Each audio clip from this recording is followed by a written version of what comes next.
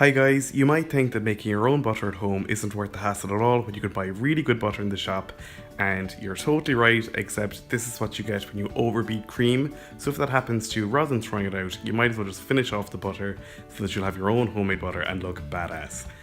I'm starting with a litre of cream in my food mixer, and I'm adding this splash guard as well, because once the butter fat separates from the buttermilk in a while, it gets really messy. So if you don't have one, make sure you cover the top of your bowl with some kitchen towels. So just start off by whipping your cream with a balloon whisk. You don't necessarily need to use a freestanding mixer for this. Any way of doing it at all, just make sure you're able to cover the bowl you're beating the cream in so that you won't get any of that splatter you'll see soon. You might be able to see there that the cream is practically whipped, but we're going to take this beyond whipped. So once the consistency was good and thick, I just swapped out my balloon whisk for the paddle beater and just beat it vigorously for a good long while, longer than I thought it was going to be actually. It takes longer if your cream is cold from the fridge, and it won't take as long if you have let it come up to room temperature.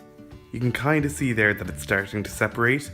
At the moment it kind of looks like scrambled eggs sitting in water, but we want to take it further. We want it to be really separate from the buttermilk.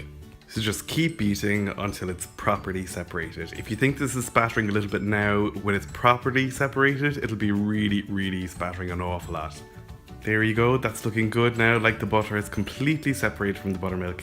The first time I did this, I didn't use the splash guard at all, and I had my back to it. When it reached this stage, I was doing the washing up and buttermilk just went all over the kitchen. So that's it, there's your butter. You're almost finished, but there are a few more steps you need to take. First, you're going to pour the entire contents of your bowl through a sieve to collect the buttermilk. This is going to be used for baking in the future. Then return the butter to the bowl, and if you're going to use all that butter straight away for a recipe or something, you don't need to do anything more to it. But if you want to make it last for as long as you can in the fridge, you're going to have to wash off any remaining little tiny bits of buttermilk. To do that, pour a little bit of icy water, really cold water, into the bowl with the butter and mix it up. Just mix it for about 2 minutes, then you can dump out the water that the butter was washed in and repeat this process again until the water that's left in the mixer is clear. Then really work the butter with a spatula. This will squeeze out any little bit of water that's left in the butter. Any water that collects at the bottom of the bowl, just pour out. Repeat this step until no more water is collecting in the bowl. Then season however you like, with herbs or pepper or honey, but I'm just using sea salt flakes, about a teaspoon's worth, because I want this to go with everything. Then mash up again and work it between these two butter paddles. These not only shapen the butter, but they also wring out any last bit of moisture. This needs to be done in lots of small batches. Then it just needs to be shapened into a kind of a rectangle shape, your normal kind of pound of butter shape that you'd see in the supermarket. Then blot the whole thing down with some kitchen paper to get rid of any little bit of moisture. Then wrap the whole lot up in some parchment and keep it in the fridge for an hour or two until it firms up, and then I'm going to reshape it. After a few hours, take it out of the fridge and unwrap it and cut off a thin piece off the rough sides.